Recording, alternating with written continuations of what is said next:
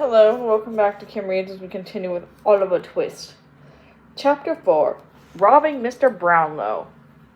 See that old man overlooking at the books? Asked the Dodger, leading Oliver to a bookstall on a busy street. Watch us. He and Bates ran toward the gentleman, but the man was so busy reading that he never saw the two boys sneak up behind him and steal his handkerchief from his pocket.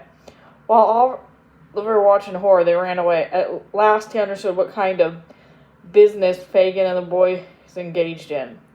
Oliver was so upset that he began running as fast as he could. The Dodger and Bates were already out of sight.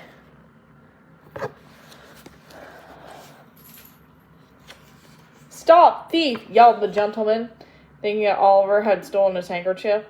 The people in the streets and even the dogs began to chase him.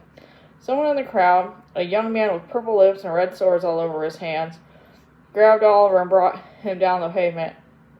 The boy lay there, covered with mud, dust, and blood from a cut lip. The policeman pushed his way through the crowd and pulled Oliver to his feet. He didn't find the handkerchief on the boy's body, but he brought him before the judge anyway. "I'm afraid the boy is sick, Your Honor," said Mr. Brownlow, the victim of the robbery. "Don't treat him too badly." Oliver indeed was sick, and he fainted right on the courtroom floor. Just then, the owner of the bookstall entered the room and swore Oliver was not the thief. "The boy is freed," said the judge. "Call a carriage," said Mr. Brownlow. "The boy is burning up with a fever. I will take him home with me." The Brownlow's house was completely different from Fagin's. Everything was new and clean.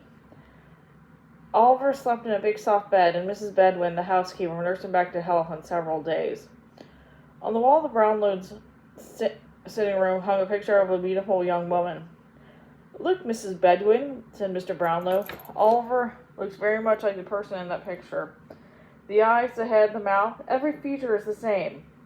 There was indeed such a remarkable likeness that Mr. Brownlow could not tear the gaze from Oliver's face. One evening, Mr. Brownlow called Oliver into the book-lined study. "I have grown very fond of you, my boy, and I am interested in your future," the gentleman said.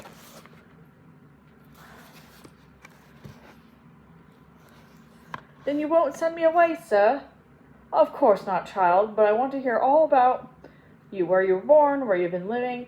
Just then, Mr. Brownlow's friend arrived. Mr. Grimwood was a stout gentleman with a scowl on his face and a limp in one leg. "Who is that boy?" asked Mr. Grimwood. "Where does he come from?"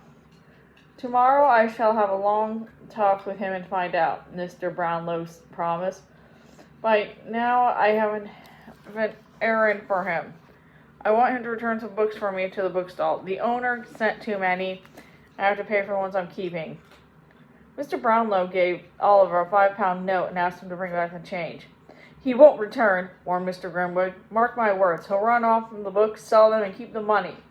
"Nonsense," snapped Mr. Brownlow. "Oliver's a good boy." And that's the end of that chapter. See you later.